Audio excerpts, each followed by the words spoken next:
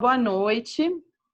Meu nome é Maia, eu sou professora de artes visuais do CAP e junto com o Marcelo e com a professora Juliana, a gente está organizando aí esses encontros, né, que são debates de questões étnico-raciais. E aí a gente já tinha desde o início pensado, né, em fazer esse encontro, que deixa a gente muito feliz aqui, né? Tanto o fato da gente estar falando sobre isso, quanto com as pessoas que toparam participar. Na verdade, a gente não vai mediar esse encontro, a gente também vai ter uma mediação convidada, barra da casa, como sempre. A gente vai ter aí a mediação do Miguel, que é do CAP, é do terceiro ano, e é do Capretos, obviamente, e é também do grupo do debate. Então, era basicamente isso. Acho que o Marcelo também vai querer falar algumas palavras, né, antes da gente passar aí a bola para a nossa mediação, que vai conduzir aí. A gente está aqui também, obviamente, fazendo as nossas coisas, ouvindo, sobretudo ouvindo. Obrigada por todo mundo que está aqui, tá, gente? Boa noite a todos e todas. É só reforçar que essa roda é um pedido dos alunos, né, Maia? Uma demanda forte de vocês já há algum tempo que a escola possa debater questões técnicas, conceituais, jurídicas e também reflexões sobre essa política tão importante, tão paradigmática, que de fato transformou, né, o acesso às universidades pós-anos 2000, principalmente. O Edmilson aí é o nosso especialista, nosso parceiro do CAP, vai trazer para a gente várias reflexões, assim como a Cleo, né, esse olhar de ex-estudante secundarista, agora universitária, e também uma estudiosa, uma garota militante também. Então, é uma demanda de vocês. A gente está aqui, né, só apenas nos bastidores, né, Maia? A professora Ju também ajudou bastante. Ela está com uma questão pessoal, não pôde estar presente, mas estamos aí também por ela e por vocês todos. E é isso. A gente passa para o Miguel, né, Maia? Oi, gente. Miguel aqui, para quem não me conhece. Vou estar com vocês aqui mediando esse debate da Cleo e do Edmilson. Então, vamos começar aqui. Hoje o debate, como vocês sabem, vai ser sobre as cotas raciais. Vai ter a presença do Edmilson Ferreira, que é doutor em Educação pela FRJ e técnico em Assuntos Educacionais do CAPFRJ. E a Cleo Ribeiro Nascimento Guimarães, que é ex-aluna do CAPFRJ e estudante de Comunicação Social de Publicidade e Propaganda da UF. Boa noite, pessoal. Foi um prazer ouvir e receber esse convite para estar aqui conversando junto com vocês. Queria falar rapidamente um pouquinho sobre a minha trajetória, pensando nesse ponto de vista de escola pública. Eu fiz o ensino fundamental e médio na escola pública, na rede estadual do Rio de Janeiro, mais especificamente em Duque de Caxias, na Baixada Fluminense, onde eu moro atualmente. E, curiosamente, fiz o curso de formação de professores em nível médio e pedagogia, e depois, já nesse processo de formação de professores, eu fui trabalhar na condição de coordenador pedagógico na escola que eu fiz o ensino médio. Então, esse movimento de estar na escola junto com o ensino médio é algo que mobilizou muito a minha prática nos últimos anos. E a partir de 2010, então, eu me vi trabalhando junto com vocês aí no CAP, no setor de educação infantil. E eu vim discutindo na minha tese de doutorado um conceito que eu chamei de microações afirmativas. E aí eu pensei alguns elementos desse trabalho que eu acho que tem tudo a ver com esse debate de políticas de cotas que vocês estão construindo aí junto ao Capretos. Eu escolhi um caminho que acolhesse um pouco a dimensão do direito, pensando primeiro num sujeito negro que pudesse pensar um pouco sobre essa perspectiva mais histórica. Eu trouxe, então, Luiz Gama para conversar com a gente, para iniciar essa conversa. O Luiz Gama, ele é um sujeito emblemático porque ele nasceu livre. Ele nasceu aos 10 anos de idade, mais ou menos. Ele foi vendido pelo seu pai, que ele preferiu, ao longo de suas cartas, não revelar o nome. Ele era um jogador compulsivo e ele acabou vendendo o filho como prêmio de uma das suas de umas ações dele de venda, de lucro. Ele perdeu todo o patrimônio, dilapidou todo o patrimônio e vendeu o filho. O pai dele era branco, a mãe dele era negra. O Luiz Gama, então, ele cresceu dos 10 anos aos 17 na condição de sujeito escravizado. E, curiosamente, ele aprendeu a ler aos 17 anos. Ele, como a casa em que ele estava trabalhando funcionava com uma forma de hospedagem, os estudantes da Universidade de São Paulo frequentavam muito aquela casa, e ele era muito autodidata, ele era um sujeito autodidata. E, com isso, o que aconteceu? Um estudante de direito acabou ensinando a ele as primeiras letras, e ele se alfabetizou, ele avançou nesse letramento, e ele dominou essa visão do direito de uma forma muito impressionante, que ele foi elevado, entre as várias funções que ele recebeu naquele período, ele recebeu o título de rábula. Rábula é uma espécie de advogado provisionário, então seria possível você receber uma documentação jurídica que conferia a ele o título a possibilidade de advogar. E o que ele usou para sustentar toda a sua tese de defesa de mais de 500 negros escravizados que ele defendeu era as leis abolicionistas, dentre elas a lei de 1831, que proibia o tráfico negreiro. Então ele conseguiu, a partir daí, defender toda uma população, mais de 500 negros escravizados, que conseguiu a liberdade porque já havia nascido naquele período ou foi fruto do tráfico negreiro. Então, mais recentemente, a gente tem aí a OAB, que em 2015 conferiu à família de Luiz Gama o título de advogado, efetivamente. Escolhi o Luiz Gama porque ele foi um advogado, ele brigou pela dimensão do direito da população negra, e pensar um pouco nas ações afirmativas vai trazer para mim essa reflexão de como nós, negros, precisamos nos apropriar da legislação brasileira para que a gente consiga defender os nossos direitos. Então, o Luiz Gama vai estar aí com a gente para a gente conversar sobre ele e se inspirar nessa política afirmativa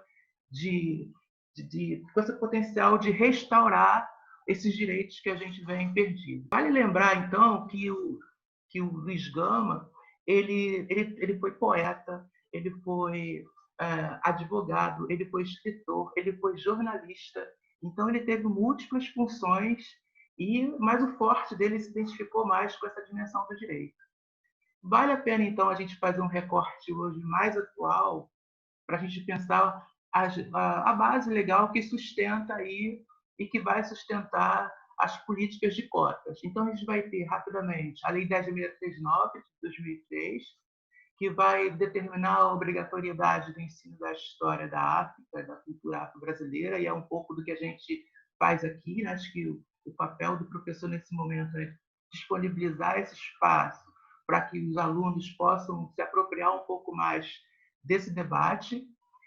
Além da Lei 10.639, a gente vai ter também a 11.645 de 2008, que inclui a discussão indígena nessa discussão. Mas, para o estudo de hoje, a gente vai focar na questão racial, então eu vou me deter um pouco mais na Lei 10.639 de 2003, que é o diálogo que eu faço com a minha pesquisa de doutorado.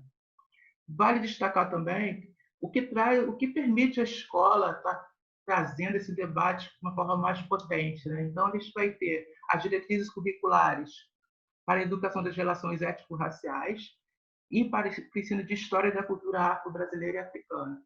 É importante a gente entender que existem vários outros documentos que vão sustentar esse debate, mas eu selecionei esses 3 para a gente, porque são os mais latentes, os mais próximos da gente, e é importante a gente estar ciente que existem umas diretrizes que vão pautar a educação dos nossos professores e a mobilidade dessa discussão na sala de aula. Acho que tão importante quando a gente tem um debate tão específico como esse, é importante que a gente esteja na sala também discutindo com o professor para que ele sempre traga um autor negro para dialogar com o tópico de estudo que ele esteja querendo abordar com vocês.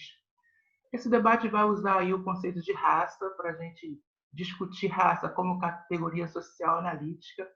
E aí eu vou me basear em Antônio Guimarães, e ele vai trazer para a gente essa percepção de raça, priorizando a luta pelos direitos e pensando nesse direito à diferença e, ao mesmo tempo, compreendendo todas as tensões que existem entre sujeitos brancos, né, e negros, ou sujeitos não brancos, que precisam estar se apropriando desse conceito de raça, porque a gente precisa também racializar o sujeito branco, porque se a gente não conseguir fazer esse debate, a gente não vai conseguir avançar muito nas nossas reflexões.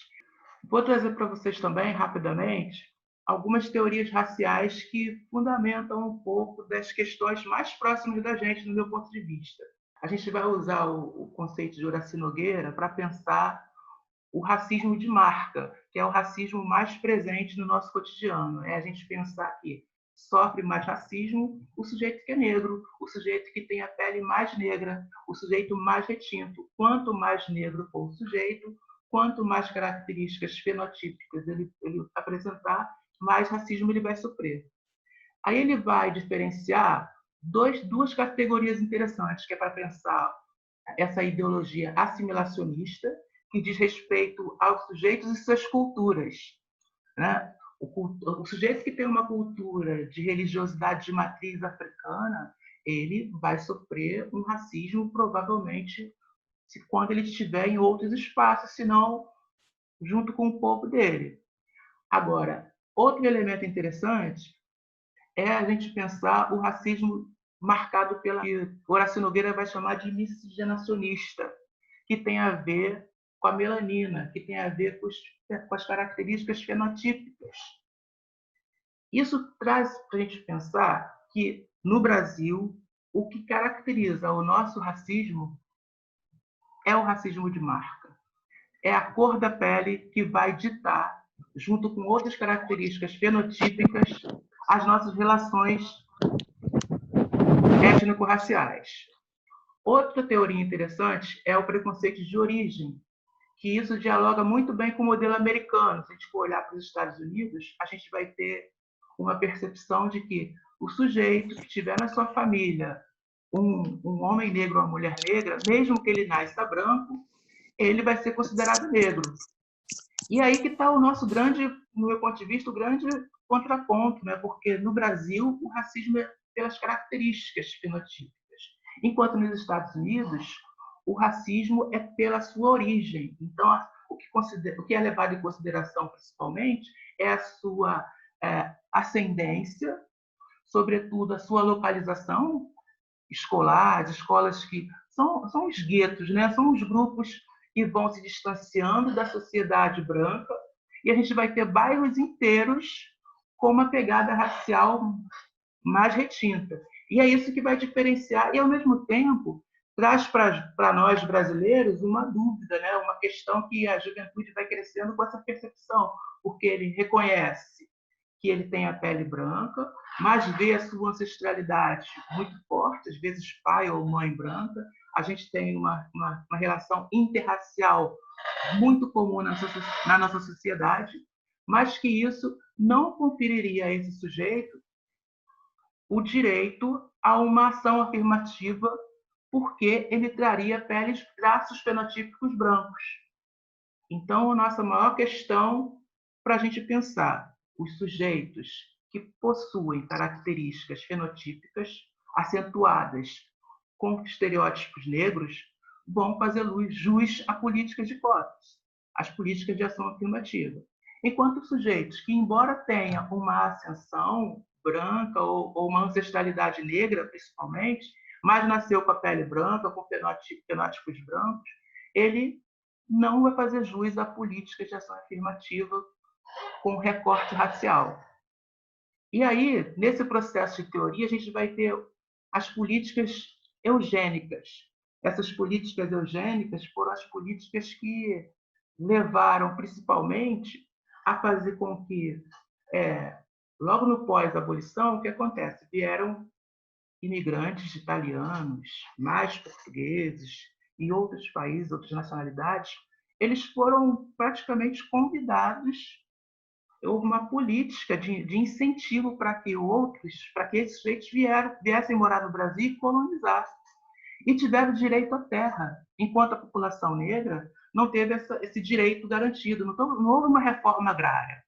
Giovanna Xavier vai fazer uma reflexão para criticar a política de eugenia, para discutir o colorismo, que é um tema bem recorrente entre jovens, que é pensar que o sujeito, quanto mais esse sujeito tiver a pele mais retinta, quanto mais negro ele for, mais preconceito ele vai sofrer. E ela traz um argumento interessante que ela vai chamar de privilégio da pele branca, da pele clara.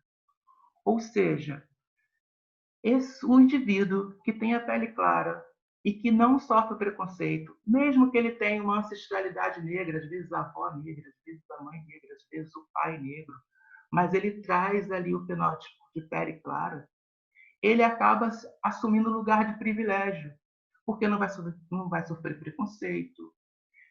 Mesmo que ele seja um sujeito marcado pela classe, sendo pobre e de pele branca, ele ainda vai ter um privilégio, um privilégio simples, talvez, é entrar no shopping. É possível um sujeito, um morador de rua branco, entrar no shopping com tranquilidade, em oposição a um mesmo morador de rua negro entrando no shopping. Então, é possível que o sujeito negro seja cerceado, seja impedido de entrar, e é possível que o morador de rua branco, mesmo nesse mesmo lugar de classe social, de não classe social, vai haver aí um privilégio. É desse privilégio branco que a gente precisa estar disposto a negociar, é se apropriar dessa discussão, desse debate e avaliar se você tem, enquanto sujeito de pele branca, tem algum privilégio. E se está disposto a entender que esse privilégio existe, mas que a gente precisa também fazer parte de uma luta que garanta os direitos dos sujeitos de pele preta. Então, não é só simplesmente pensar nessa dualidade entre pretos e brancos. É a gente conseguir perceber que existe uma demanda de direitos, de reparação social e política, que a gente vem, se a gente for remontar lá a história de Luiz Gama, a gente vai perceber o quanto, há 300 anos ou mais, a gente tem de perdas de direitos da população negra. E aí, essa ideologia de branqueamento, ela é muito presente ainda hoje. Porque se a gente teve uma política de terras para que a população branca viesse para o Brasil, sobretudo essa população europeia viesse para o Brasil, a expectativa era que em 100 anos essa população brasileira viesse a branquear. Mas eles não contaram com a lei de Mendel, né? Aquela história do azinho, o azão. Então, não foi possível branquear a sociedade brasileira com as políticas eugênicas. E aí, o que aconteceu? A gente vai ter uma referência bacana, que é Gilberto Freire, que ele é meio execrado no mundo da sociologia, porque ele trouxe para a gente, no seu livro Casa da Grande Senzala, ele trouxe o verbete que é o mito da democracia racial. Ele sugere que todos nós somos iguais, que não existe diferenças. E aí, se de fato as pessoas não conseguiram branquear ao longo desse período aí, ao longo de 100 anos, mas esse pensamento de branqueamento ficou no nosso subconsciente, ficou no consciente da população, que cada vez mais é mais forte o desejo de branquear-se, de tornar-se branco. Mas, por outro lado, as lutas pelas questões raciais têm trazido movimentos muito interessantes, movimentos que fazem com que o sujeito negro deixe o cabelo crescer, assuma seus cachos crespos. Então, esse movimento tem sido debatido, discutido e vivenciado pela população negra, sobretudo pela juventude, que vem se apropriando cada vez mais pelos seus direitos às políticas de ação afirmativa. Além das teorias raciais, é importante a gente trazer para a gente um quadro que eu montei aqui interessante, que vou recorrer a Florestan Fernandes. Na pesquisa dele, que ocorreu por volta dos anos 60, ele acreditava, a síntese da pesquisa dele era que se, com o advento da industrialização, a pobreza ia se reduzir e aí ia acabar a discriminação. mas ele não contava com a potência do capitalismo, que por mais que um sujeito pobre saia da linha da pobreza, a classe média alta continua ampliando seu potencial de riqueza a partir da industrialização, do comércio, do capital, e esse descompasso se mantém. E aí, Carlos Rasenbaum vai dizer para a gente que não é uma relação de classe e com capital. É uma relação que envolve 3 argumentos, que envolve a questão de raça, a classe e as oportunidades iguais. Então, se a gente teve lá em 1450 lá, famílias brancas comprando terras, ainda no período da escravidão, pós-abolicionista, inclusive, a gente vai ter na população negra famílias inteiras, por exemplo. O meu pai era torneiro mecânico, o pai dele era sujeito do campo no Nordeste. Então, como é que a gente vai comprar bens? Então, o corte de classe está presente, atravessa a questão racial, mas o ponto crucial para a gente hoje é pensar que existe um entrelaçamento entre classe, as desigualdades sociais e, sobretudo, em relação à questão racial. Ou seja, é a raça o tema central do nosso debate. São os preconceitos raciais que vão interferir no avanço da nossa sociedade. Então, o nosso desafio hoje é fazer com que esses privilégios ou essas vantagens que os sujeitos brancos possuem sejam avaliados de uma forma visando a equidade, para que a população negra consiga ter visibilidade e ascensão social. Outro aspecto interessante que a gente vai poder pensar, que eu elegi aí o centro do debate de hoje, que é pensar a negritude, e aí eu recorri a Munanga para ajudar a gente a pensar. Munanga vai trazer para a gente o seguinte, que o objetivo fundamental da negritude é a afirmação e a reabilitação da identidade cultural, das personalidades próprias desse povo negro. Então, o nosso desafio é valorizar a identidade cultural da população negra, é a gente assumir a nossa negritude e a gente deseja que a população branca assume a sua branquitude. E aí eu parto do princípio proposto por PISA, que vai fazer uma leitura positiva para a branquitude, reconhecendo a branquitude como sujeitos que reconhecem os seus privilégios e estão dispostos a negociar essas relações de poder para que a população negra assuma a sua identidade cultural. Outro elemento interessante para se pensar a negritude, que a gente vai buscar em Bell Hooks, citando Stuart Hall, ela vai trazer para a gente essa análise, para dizer o seguinte, o que aquele sujeito negro faz, como ele age, pensa politicamente, o ser negro realmente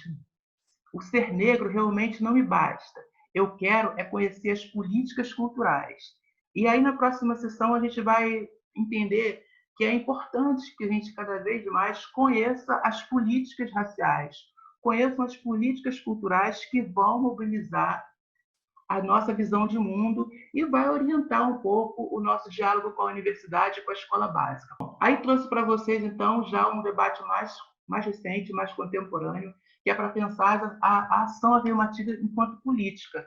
A primeira vez que esse conceito de ação afirmativa foi explorado, foi discutido, foi na Conferência Mundial sobre a Promoção da Igualdade Social, que aconteceu em 96, e, ao mesmo tempo, eles produziram um documento instituído Programa Nacional de Direitos Humanos, e esse documento mobilizou as demandas internacionais para universalizar a educação, tendo em vista a equidade social. Então, pensar em equidade é pensar que existem sujeitos diferentes e que a gente deve oferecer condições diferenciadas para diferentes sujeitos, para que todos consigam ter uma leitura de mundo dentro da sua própria perspectiva. E aí, outros elementos importantes contribuíram para esse debate.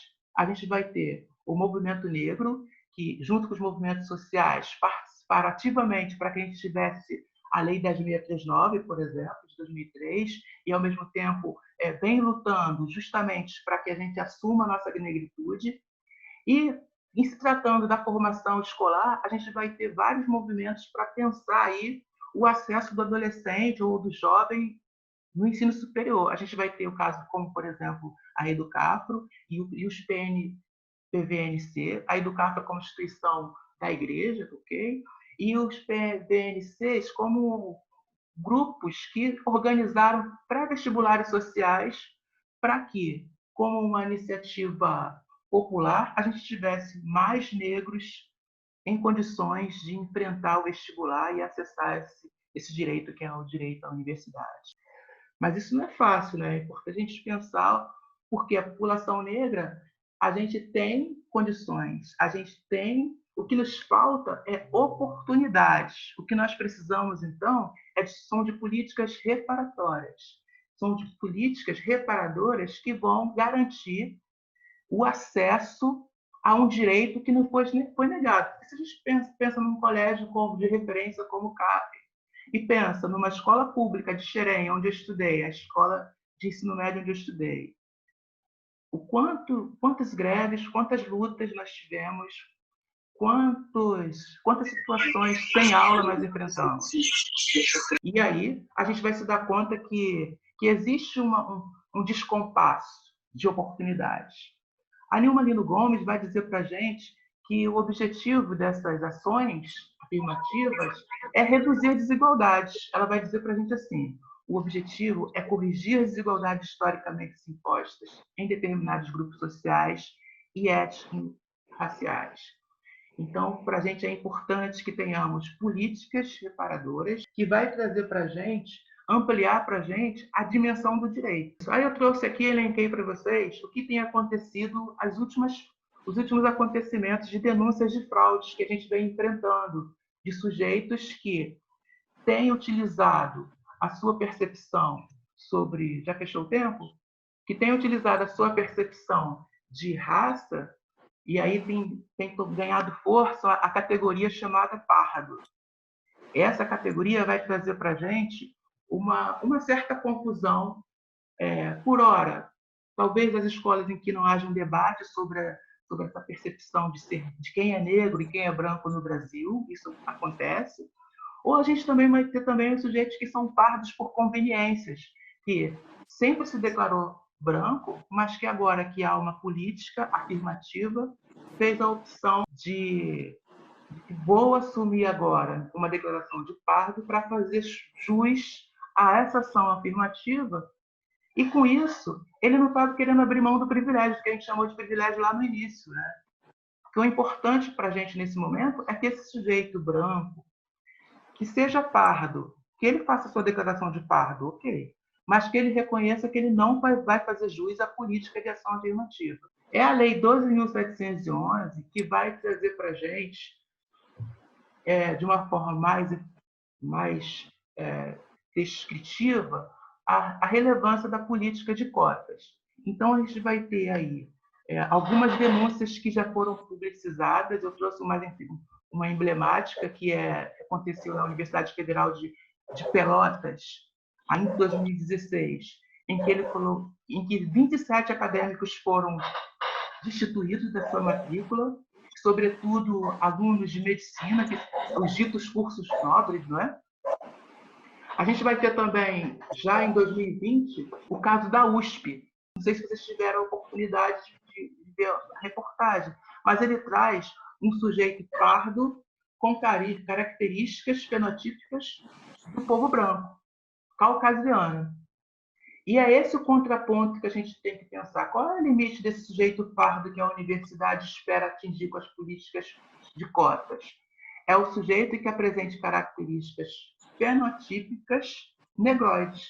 Então, a gente está falando de cor da pele, a gente está falando do nariz, a gente está falando dos lábios, a gente está falando do cabelo. Então, a gente está falando de um conjunto de características fenotípicas que vão conferir a esse sujeito dito que se apresente como pardo o direito a fazer jus a políticas de cotas. Então, a UFRJ, só para dizer um pouco mais sobre esse lugar que falo também, porque compõe aí a Comissão de Ética e Identificação da UFRJ, a UFRJ ela cria, então, muito recentemente, a Câmara de Políticas Raciais, que é onde a gente deve encaminhar as denúncias, caso a gente tenha suspeita ou informações de que um sujeito ocupou a vaga de um sujeito negro, porque até nesse período aí, o que a gente teria? A partir de 2012, o tópico principal era a autodeclaração. E muitas pessoas, muitos jovens ditos reconhecidos como brancos, começaram a usar as políticas de cotas para acessar esse direito sem querer abrir mão do privilégio que a gente acabou de discutir, né? Então, a gente tem que entender, se existe uma política racial que está destinada a um público específico, abrir mão do privilégio ou negociar esse privilégio é entender que você, o sujeito branco ou o sujeito que decidiu assumir essa categoria pardo como autodeclaração, mas que ele tem características fenotípicas brancas. E aí, a função dessa comissão de heteroidentificação é justamente aferir a autodeclaração desse sujeito. A autodeclaração é quando você próprio afirma a cor que você tem, ou qual é a sua característica principal, e você vai justificar isso por escrito. A heteroidentificação, então, vai ser constituída uma banca formada por gêneros e raças diferentes. Então, a gente vai ter professor, professora, alunos de graduação, a gente vai ter também técnicos, pensando em sujeitos brancos, pretos. Essa diversidade está preservada na banca para tentar garantir o máximo de lisura nesse debate. E, a partir daí, se ele não for aprovado, ele vai ter direito também à ampla defesa, ao contraditório. Então, ele é submetido por uma banca e, logo ao final logo em seguida, assim que sai o resultado, ele tem a oportunidade de pedir a segunda avaliação, que é o direito ao contraditório. E, uma vez sendo reprovado, vale destacar que no UFRJ é a última fase do acesso à universidade. Então, se ele não for aprovado na heteroidentificação, ele perde a vaga, perde o direito de entrada à vaga. Convém pontuar também alguns aspectos no próximo slide, que vai estar trazendo para a gente as modalidades que a universidade oferece, né, para a gente pensar. A modalidade 1 vai se referir aos sujeitos com deficiências que se declarem pretos, pardos ou indígenas. A modalidade 2 vai se deter aos sujeitos pretos, pardos e indígenas.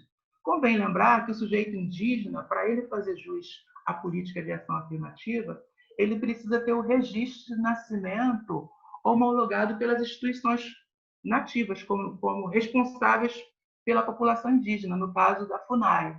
Então, às vezes tem aquele sujeito, que eu vou chamar de pardo, que ele tem todas as características até indígenas, cabelo liso, mas ele não vai fazer jus, poderá não fazer jus, com certeza não fará jus à cota indígena se ele não tiver certidão de nascimento indígena. E se ele não tiver outra característica, senão o cabelo liso, a mais, porque a gente está falando de um conjunto de características fenotípicas. Se ele tiver só o cabelo liso, ele pode ter esse seu pleito indeferido. A modalidade 3 vai estar dirigida à população com deficiência. E a modalidade 4 vai estar dirigida à população que cursou integralmente o ensino médio em escolas públicas. O que eu quero dizer com isso? O corte principal do acesso ao FRJ é um corte de renda. Perceba que a questão de renda está presente em todos eles.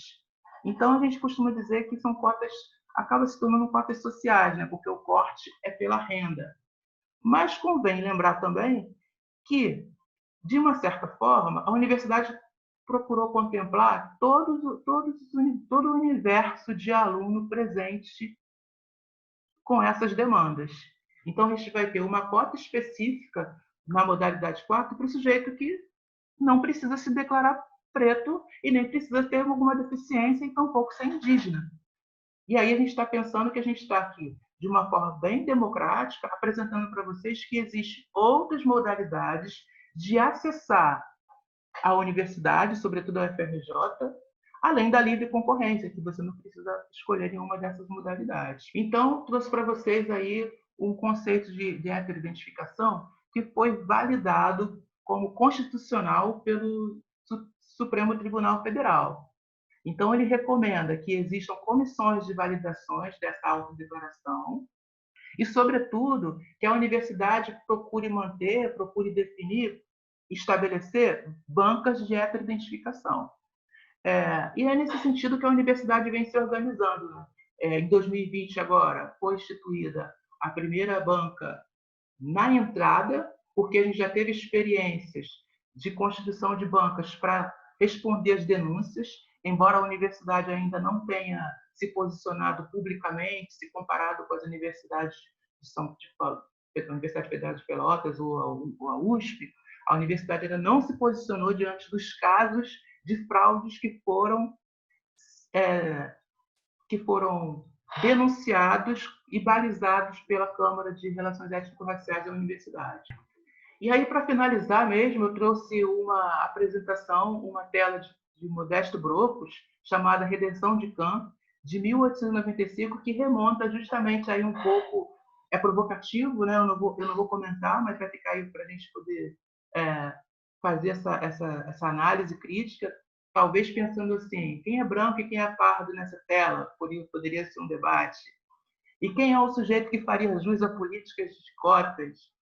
Enfim, várias narrativas a gente pode empreender dessa tela, mas eu vou deixar ela aí para vocês, para a gente retomar ela se vocês desejarem. Então, queria agradecer a oportunidade. Obrigado aí para todos. Espero que eu tenha usado o tempo direitinho. Valeu, Edmilson. Agora eu vou passar a fala para a Cleo, começar a participação dela no debate, depois a gente rola com a Edmilson e a Cleo para a gente fazer um debate. Olá, boa noite a todo mundo. Antes de eu começar a falar e não parar mais, porque quem me conhece sabe que eu falo muito, eu queria agradecer as pessoas que sugeriram o meu nome para estar aqui ocupando a cadeira de ex-aluna. Quem me conhece sabe que é sempre uma honra falar sobre o CAP em todos os aspectos. Então, eu queria deixar aqui o meu obrigado a essas pessoas. Sem mais delongas, olá de novo. Eu sou a Cleo, eu tenho 19 anos, sou estudante e, assim como muitas pessoas aqui presentes, eu sou e também fui capiana. Durante a época que eu estava no CAP, que eu estudei no CAP, eu vi uma necessidade muito grande do meu lado político e crítico florescer, meu pensamento crítico, porque o momento que eu estava no CAP me pedia isso. Eu entrei em 2016, quando teve o impeachment da Dilma, que foi toda aquela polarização de foi golpe, não foi golpe, quando a gente sabe que foi golpe no final.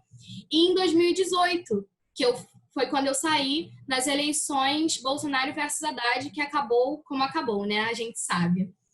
E durante esse momento que eu estava no CAP, que eu vi o meu pensamento crítico florescer, eu acabei participando do Grêmio Estudantil com uns amigos meus e dei vida ao coletivo Negro Capretos. E hoje eu vou falar um pouco da minha experiência dentro da escola e como aluna negra, e também a minha experiência como Capretos, que é um grupo que eu não consigo deixar de mão, quem me conhece também sabe. Mas acho que para começar a falar sobre a minha experiência, eu preciso também contar um pouco sobre a minha vida.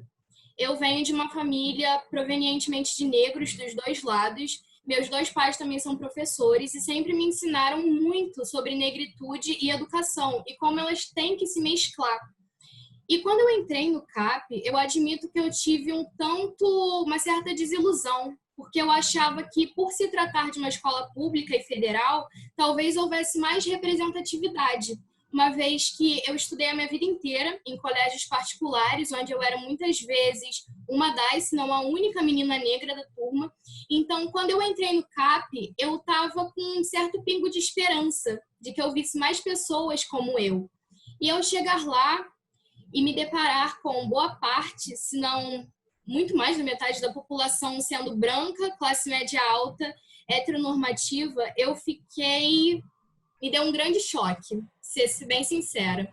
Mas eu percebi que eu precisava mudar aquilo de alguma maneira, porque se eu simplesmente me incomodasse com aquilo e não fizesse nada, eu estava só perpetuando para que aquela ideologia continuasse, aquele sistema racista excludente continuasse indo para frente como se ninguém estivesse fazendo nada. Além de que eu também percebi que, logo muito cedo no CAP, que ali naqueles muros tinha um certo mito da democracia racial, no sentido de que em quase 70 anos de escola, o CAP completou agora, em 2018, 70 anos, nunca tinha havido nenhum coletivo negro na escola. E isso não chocava muitas pessoas, sendo que 56% da população brasileira é negra. Então, aonde é que a gente estava dentro dessa escola? Por que que ninguém se incomodava com só os funcionários da limpeza serem completamente negros, né? Tem uma equipe inteira negra. Então, eu percebi que aquilo me incomodava no fundo do coração, principalmente pelo fato de que a escola só parecia lembrar da gente no 13 de maio e no 15 de novembro, sendo que a gente é importante todos os dias do ano, a gente é importante o ano inteiro. Por que que ninguém liga pra gente a ponto de fazer uma organização tal como é o Grêmio Estudantil?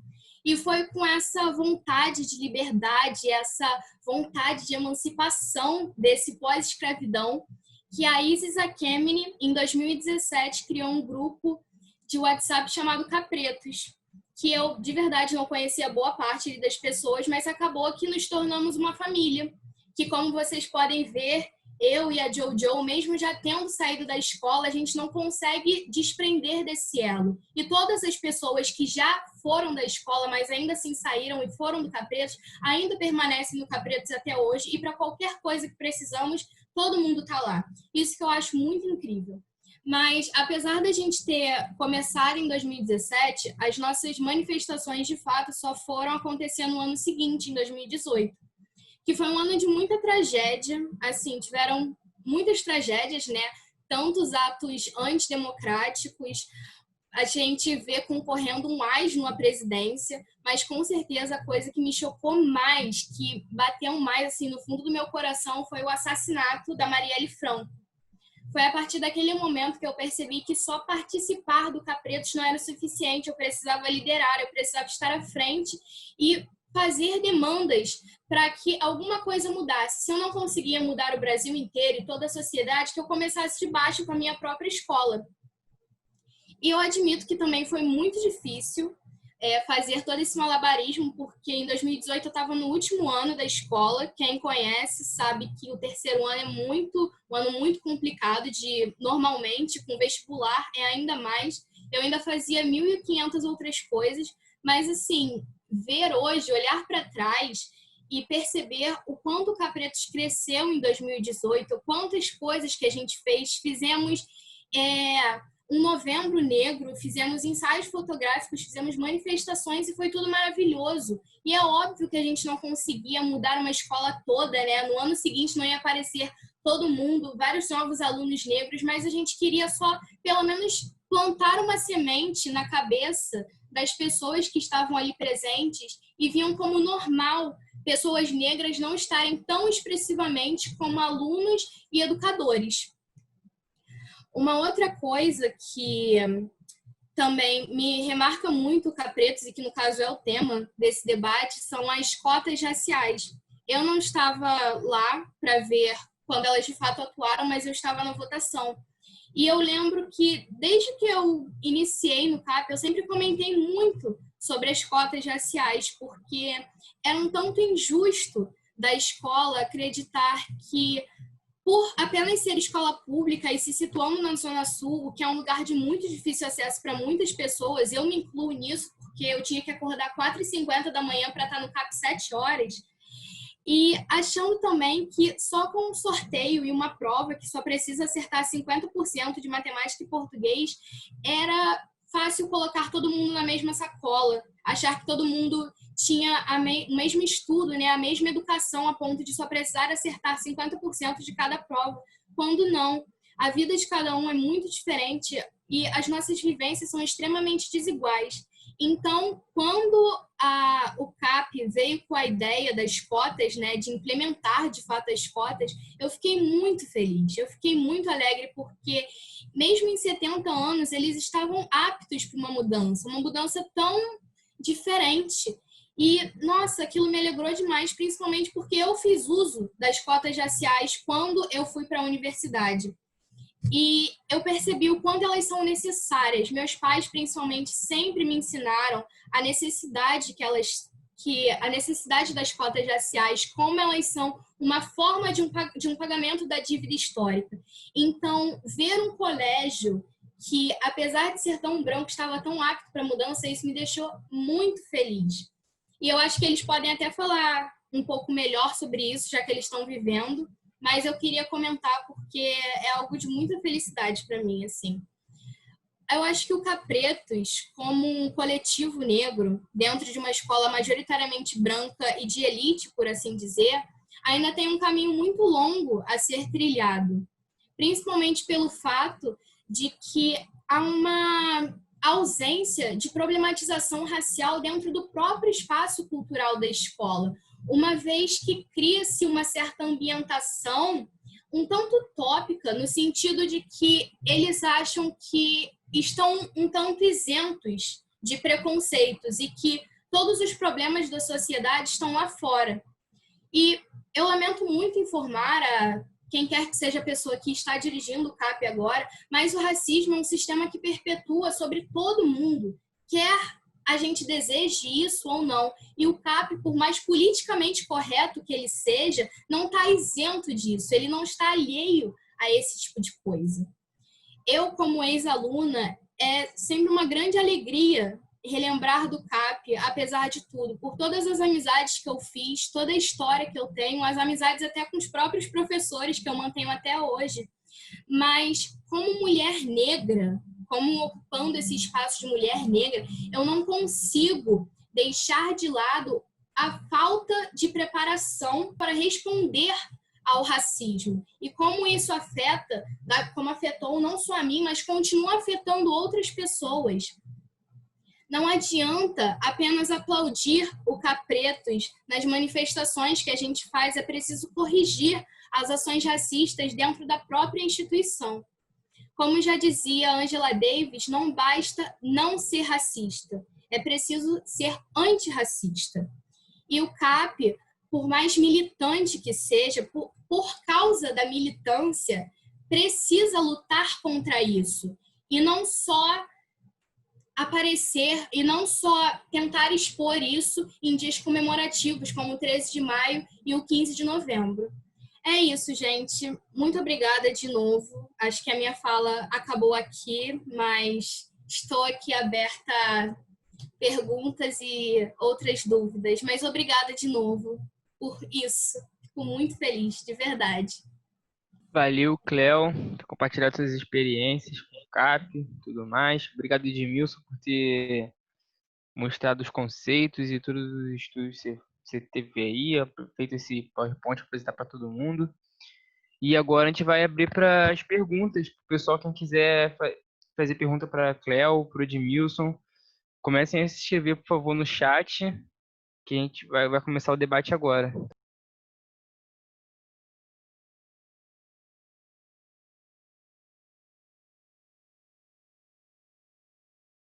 Eu estudo na UF, que é a Universidade Federal Fluminense, lá em Niterói.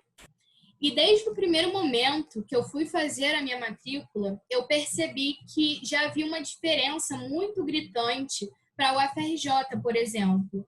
Na UF, eu entrei com cota de escola pública e negro, e ali não é, diferentemente da UFRJ, que é só uma autodeclaração, fica o dito pelo não dito, fica pelo minha avó é negra, com meu Deus do céu, olha aqui, eu sou branco, não sofro racismo, um bando de coisa.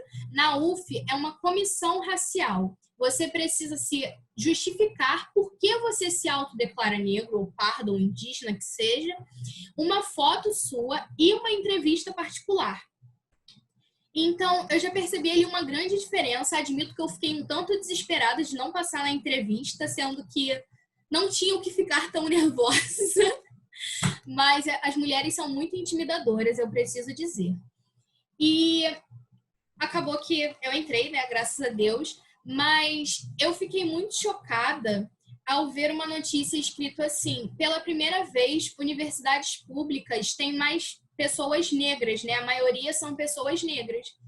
E eu, como uma pessoa um tanto curiosa, fiquei olhando pessoa por pessoa ali, principalmente no bandejão, que são vários quadrados e dá para você ver muitas pessoas ao mesmo tempo. E eu fiquei olhando ali uma por uma. E assim, as pessoas negras com certeza estão nas universidades, não há dúvida disso. Mas pessoas negras retintas ainda não estão em todos os lugares dentro da universidade, por exemplo. A universidade, quando ela afirma que pessoas negras são a maioria, ela quer dizer pessoas negras pardas. E eu percebi isso, ou, por exemplo, pessoas pardas, bem claras, no caso, mas que têm traços negroides. E eu fiquei me perguntando, tudo bem, não desmereço a negritude deles, por favor, longe de mim criticar, mas, assim, aonde é que estão as outras pessoas negras? Por que elas ficam concentradas em certos cursos? Por exemplo, comunicação tem muitas pessoas negras, muitas pessoas negras. O IACS, que é o campus de comunicação, eu percebo isso. Mas onde é que estão essas pessoas tão negras, né, dentro da universidade, nos cursos de elite? Onde é que está essa galera negra em medicina, engenharia, direito? Porque eu, particularmente, é muito raro eu ver. E quando eu vejo, são essas pessoas negras claras. Então, eu fiquei um tanto intrigada, até escrevi para uma aula sobre isso, quantos negros tem na sua universidade.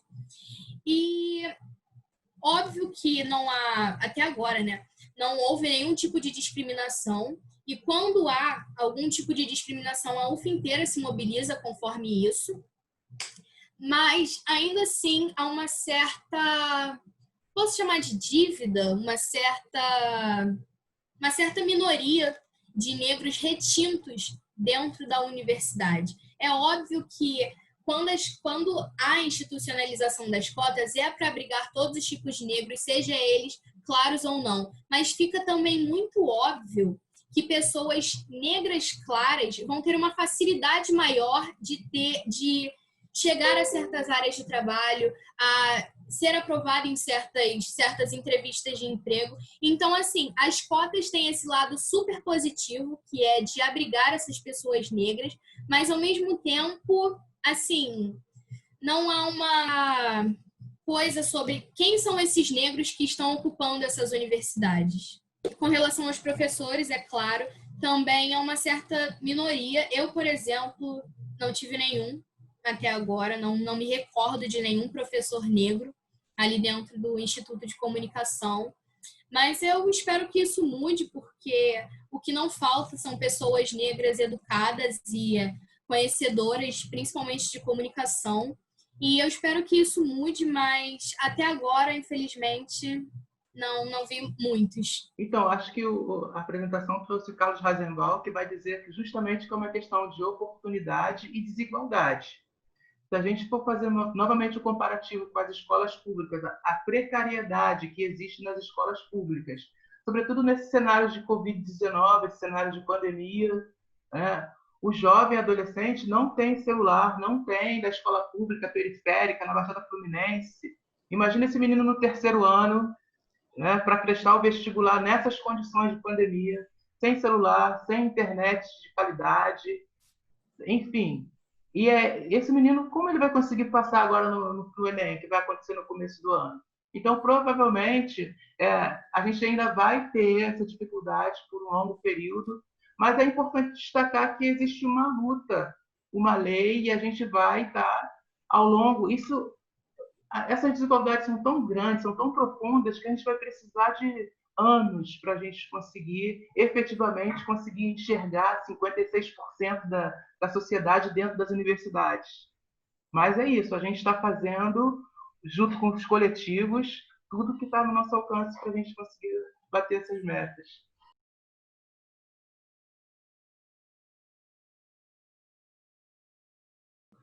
Acho que tem dois aspectos interessantes para a gente pensar sobre as fraudes, né? Primeiro é pensar que existe realmente escolas públicas em que não há o debate racial. Então, o adolescente ele fica ali naquele lugar de se considerar pardo, que isso é um elemento que a lei está provocando a gente trazer de volta a categoria pardo para o debate. Então, a gente precisa entender se esse jovem ele está consciente que ele é um pardo por conveniência, tipo assim, até ontem ele se achava branco. Hoje que eu vou prestar o vestibular, então vou colocar aqui pardo. Hoje eu acordei pardo. Isso é uma questão séria que a gente precisa combater. A outra é a questão que...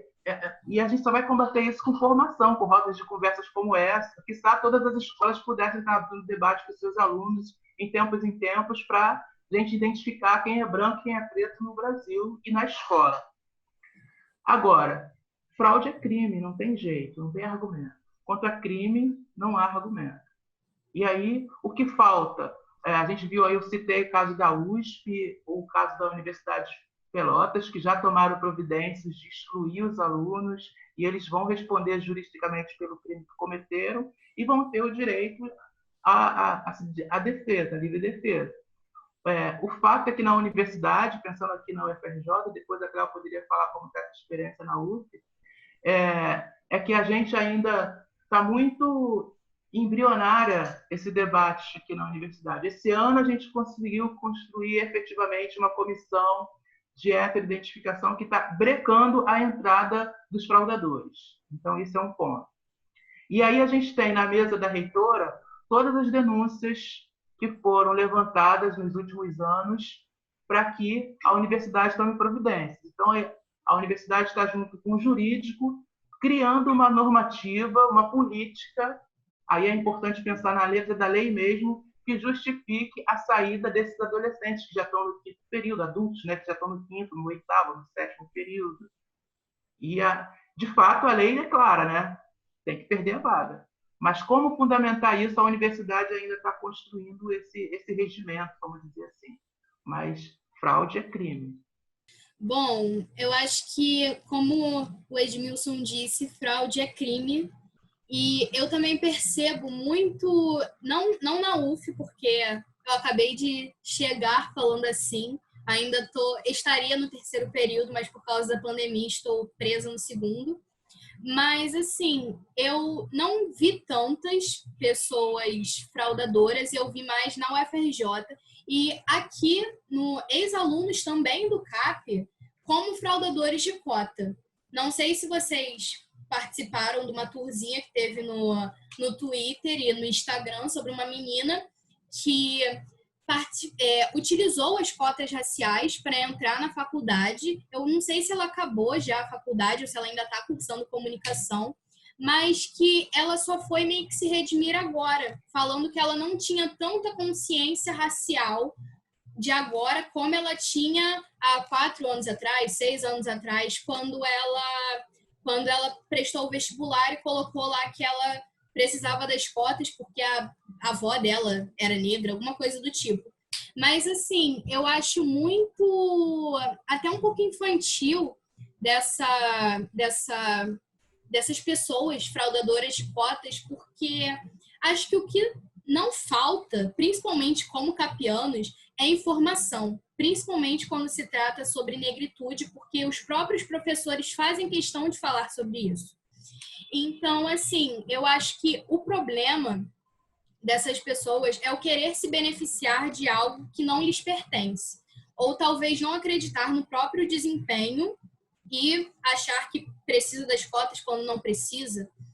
E, assim, eu percebo também que a UFRJ está ultimamente com uma grande leva de pessoas fraudadoras de cotas. Eu acho que isso, não sei, reflete um pouco alguns estudantes que lá habitam, que parece que são tão inteligentes, tão instruídos de certas coisas, mas não conseguem diferenciar brancos de pardos, ou brancos de negros, ou se justificam terem algum tipo de afrodescendência por causa de avós e avós, quando claramente eles não têm nenhum tipo de fenótipo negro na cor de pele, ou nos traços mesmo.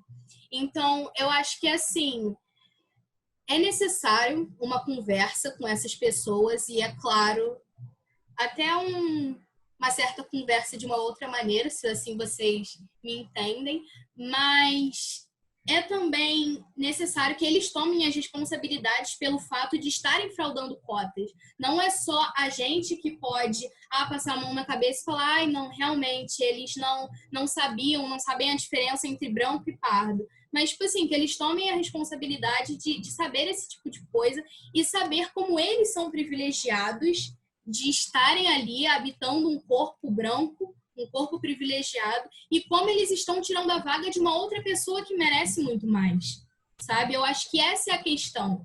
Também uma coisa sobre empatia.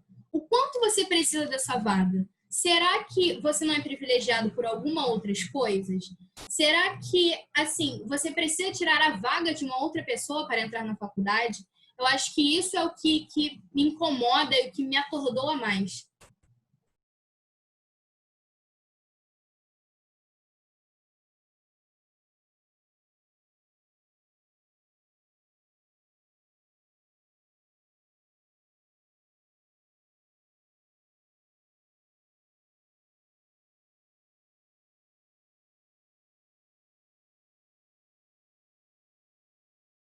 Tem um contraponto para fazer com você, para a gente conversar, que é uma confusão que tem sido feito na cabeça do jovem, né? Que é essa categoria que a Giovanna Xavier discute bem, que ela chama de negros de pele clara. E isso, de certa forma, abre margem para que pessoas que se autodeclararam pardas, mas com fenótipos brancos, se ocupem essas vagas. Acho que isso que é o nosso desafio, é a gente conseguir perceber que ser negro de pele clara é entender que você tem cabelo crespo, tem outras características que vão dialogar com os fenótipos negros, ou as características ditas negroides. Acho que é importante a gente defender, e as bancas hoje, a Théo falou que realmente a universidade ainda não tinha, até pouco tempo atrás, essas comissões. Então, a partir de agora, essas comissões já estão tendo. É possível que essa menina da medicina, se fosse aluno da UFRJ, a gente tem um grupo significativo de alunos da medicina que foram avaliados pela banca e estão aguardando o posicionamento da universidade sobre esses casos, né? Então, assim, por mais que a pessoa utilize a vaga indevidamente, é importante a gente entender que o caminho é jurídico. Quando a Clara falou assim, que a gente escolheu outros meios, eu fiquei suando assim, outros meios poderiam ser, senão o jurídico. É isso, a gente tem que usar as vias judiciais para que essas pessoas sejam penalizadas. E nós precisamos denunciar, ligar para a ouvidoria dessa universidade, procurar a Câmara de Relações Étnico-Raciais dessa universidade e registrar a denúncia. Só assim a gente vai coibir e inibir que outras pessoas ocupem as vagas destinadas aos candidatos pretos e pardos. Não sabia desse auxílio que o CAP vai começar, né, ou começou já a fazer. Acho genial e muito necessário, porque nós sabemos a realidade de todo mundo, apesar de boa parte ali da população do CAP ser classe média e classe média alta, muitas pessoas passam necessidades para chegar até o CAP. Então, achei muito legal, muito bonito da parte de vocês. E parabéns, de verdade, gostei bastante.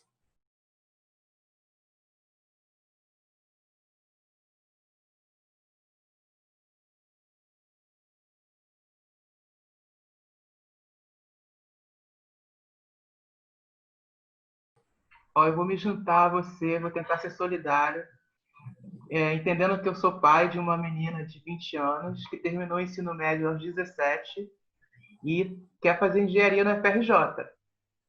E é isso.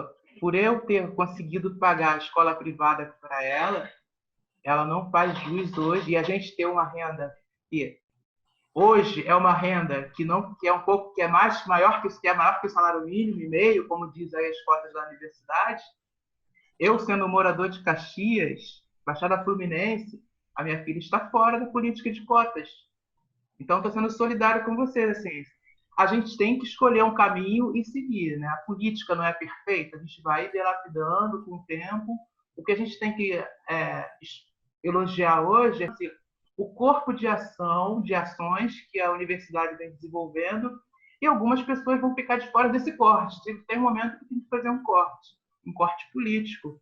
E o corte político da universidade foi social. Então, para entrar nessa questão de renda, é preciso efetivamente estar abaixo da renda. E é isso que eu falei para minha filha: amiga, eu vou pagar para você mais um ano de cursinho. Ela já está aí. Você quer fazer engenharia? Beleza, vamos apostar na engenharia. A engenharia vai chegar, mas você vai ter que estudar mais e, ao mesmo tempo, vamos fazer mais um ano de cursinho. Porque é isso, a política tem que iniciar por algum caminho e vai fazer um corte e algumas pessoas vão ficar de fora. E nós, provavelmente, estamos nesse perfil, né? No caso, a minha filha. Eu acho que... Eu estava até lendo de novo, Catarine, a sua pergunta, que, assim, eu acho que as pessoas... Óbvio que existem pessoas negras que não necessitam de cotas, mas elas vão ter, mesmo que tenham uma condição financeira boa, lá na frente, algum certo empecilho por causa da sua cor de pele. As cotas, elas não existe uma cota só para negros, simplesmente por você nascer negra. Ela sempre está atrelada a alguma outra coisa. Escola pública ou renda. Eu utilizei a de escola pública porque os meus pais, mesmo com uma condição boa que nós temos, não tínhamos como pagar 2 escolas particulares para 2 filhos, que eu tenho um irmão. Mas eu sei que, mesmo que eu fizesse uma escola particular e não tivesse direito à cota, depois haveria algum tipo de empecilho, seja numa entrevista de emprego, ou seja no meu próprio trabalho, por causa da minha cor de pele. Óbvio que as cotas não vão conseguir abranger todo mundo, nunca isso vai acontecer, mas que elas pelo menos ajudem uma parte da população a começar ou dar um pontapé na vida e facilitar alguma coisa. Então, agora a gente vai partir para as colocações finais. Agradecer aí ao Marcelo e a Maia que organizaram o debate, ao Edmilson e a Cléo por estarem presentes nas falas aí, trazendo esse debate super amplo e super necessário no momento atual que a gente vive. E muito legal estar participando também aqui, mediando esse debate, também sendo um aluno do Capretos, faz parte dessa história no CAP. E agradecer a todos vocês por estarem presentes também, assistindo o debate, estar aqui prestigiando. E passar a palavra agora para o Edmilson e para a Cléo, para falarem as colocações finais, e posteriormente a Maia e o Marcelo também, se quiserem acrescentar algo no final desse debate, também podem falar alguma coisa aí. Vai, Cléo, comecei e você termina. Eu já estava assim, meu Deus, será que ele quer começar a terminar? Não sei. Bom, gente, como eu já disse, eu fico muito feliz em sempre voltar aqui. Acho que Miguel, que me conhece há uns anos, sabe que por qualquer razão eu tô querendo voltar no CAP, seja uma festinha junina, um FestCap ou um super evento do Capretos. Então, é assim, uma honra, de verdade. Muito obrigada a Maia e o Marcelo, que são pessoas que eu admiro muito, que eu tive a honra de conhecer, conversar e até ter aula. Então, de verdade, muito obrigada. Espero ter mais debates como esse. E, Edmilson, agora eu deixo para você, que eu só tenho meu obrigada. Eu também queria agradecer a todos e a todas. Assim, me senti muito agradecido por ter aceito e recebido esse convite, né? Conhecer os Capretos, que eu não conhecia ainda. Acho potente ter essa garotada, os adolescentes, como protagonista, né, desse debate. E isso diz muito do conceito que eu desenvolvi na minha tese, que eu venho chamando de microações afirmativas, né? E o trabalho dos professores, eu vi acompanhando no grupo a mobilização que os professores e as professoras fizeram para reunir e formalizar esses e outros encontros.